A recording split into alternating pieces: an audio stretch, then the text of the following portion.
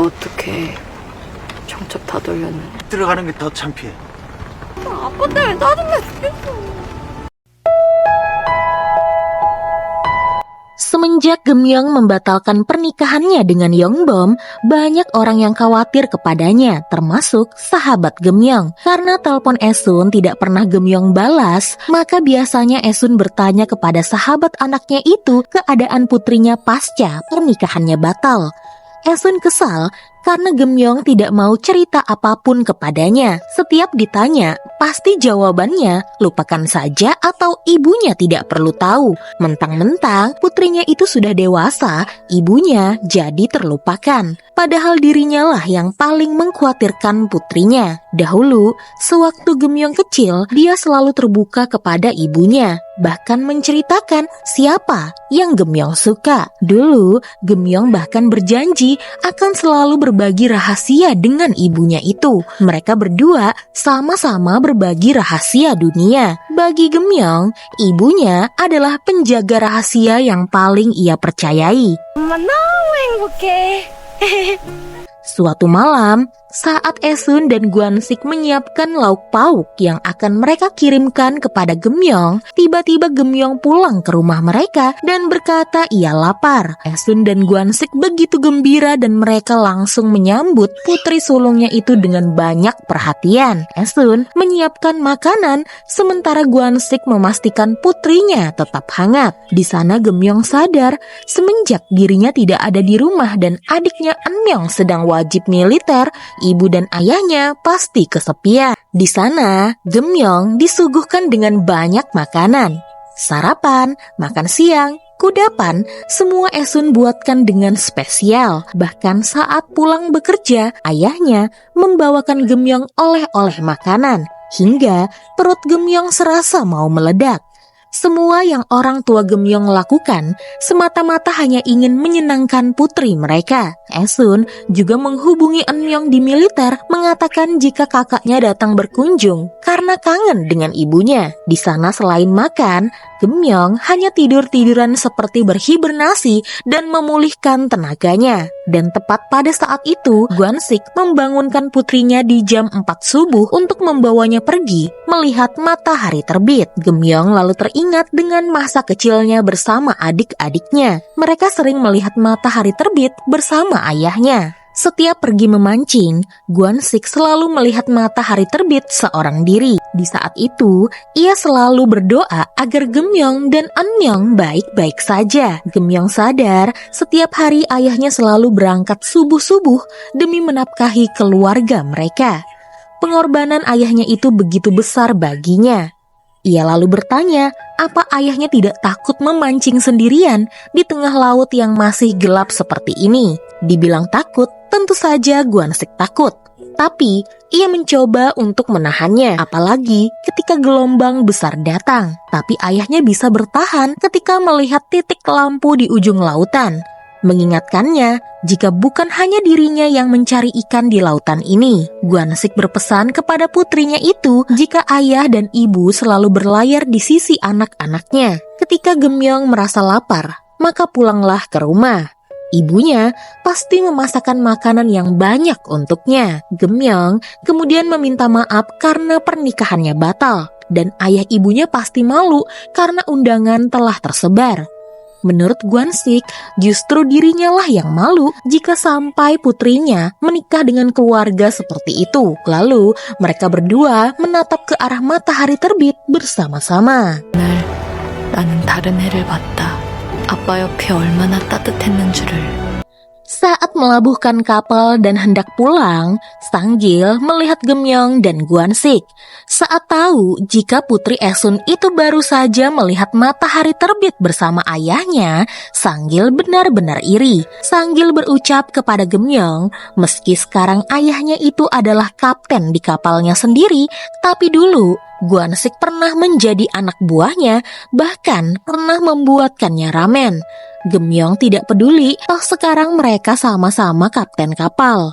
Saat Gemyong membela ayahnya itu, Sanggil pun teringat dengan saat Esun membela Gwansik dan tidak memperbolehkan Gwansik bekerja dengannya lagi. Gemyong benar-benar mirip dengan Esun.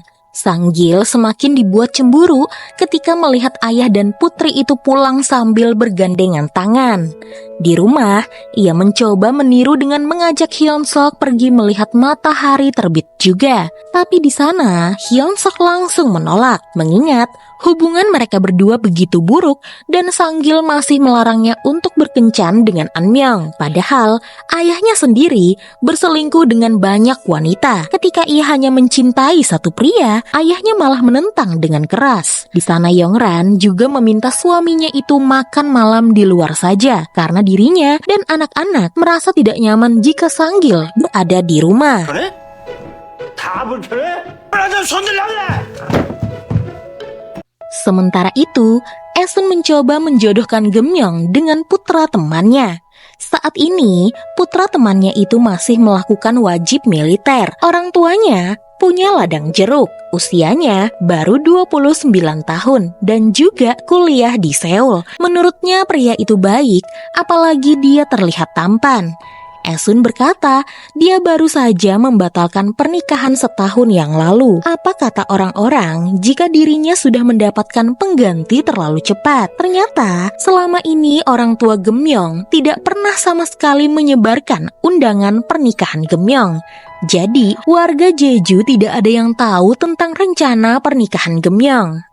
Esun sepertinya punya pirasat jika putrinya akan membatalkan pernikahannya. Makanya, ia dan Gwansik tidak pernah menyebarkan undangan. Menurut Esun, pilihan putrinya sudah tepat. Gemyong beruntung bisa menghindari tumpukan kotoran, meski Gemyong berkata Yeongbom tidak seperti itu. Esun lalu memegang tangan putrinya dan berkata untuk menikmati hidupnya yang masih muda. Meski cinta pertamanya berakhir, tapi hidup Gemyong tidak.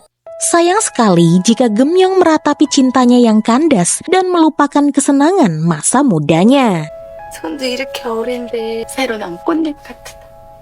꽃잎. Singkat cerita, setelah beberapa hari pulang ke rumah orang tuanya, Gemyong kembali ke Seoul. Ia meninggalkan oleh-oleh untuk ibu dan ayahnya. Ayahnya ia berikan lotion untuk tangan dan untuk ibunya ia berikan buku agar ibunya itu menulis puisinya lagi. Sementara itu, hari ini adalah ulang tahun nenek Esun yang sudah sangat tua dan mulai pikun.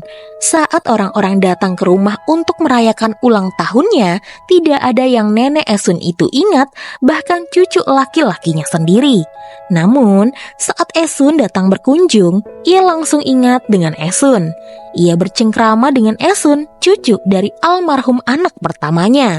Esun mengajak neneknya itu untuk tinggal bersamanya.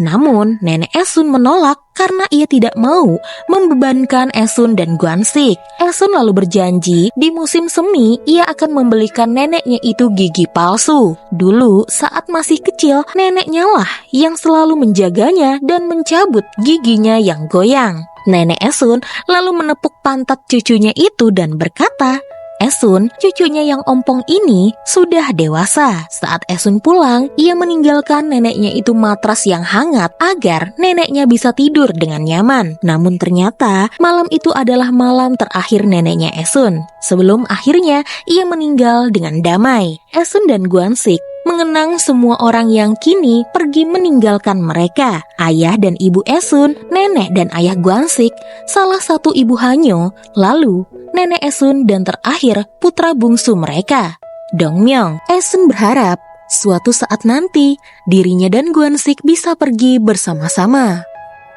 Singkat cerita, Anmyeong yang pergi wajib militer akhirnya kembali ke rumah. Tapi, ia tidak kembali seorang diri, melainkan membawa Hyunsuk yang kini mengandung anaknya. Esun tidak menyangka putranya bakalan senekat ini dan ia akan segera menjadi nenek. 먼 땅에서도 귀엽고 새싹은 Lalu, saat di Seoul, Gemyong yang baru pulang naik ke sebuah bus. Di bus yang sama, turunlah Jungsop yang juga baru saja pulang dari wajib militer. Melihat Gemyong, Jungsop pun berusaha memanggil, bahkan mengejar Gemyong. Namun di sana Gemyong tidak mendengarnya, menyisakan tanda tanya besar bagaimana kelanjutan hubungan mereka berdua.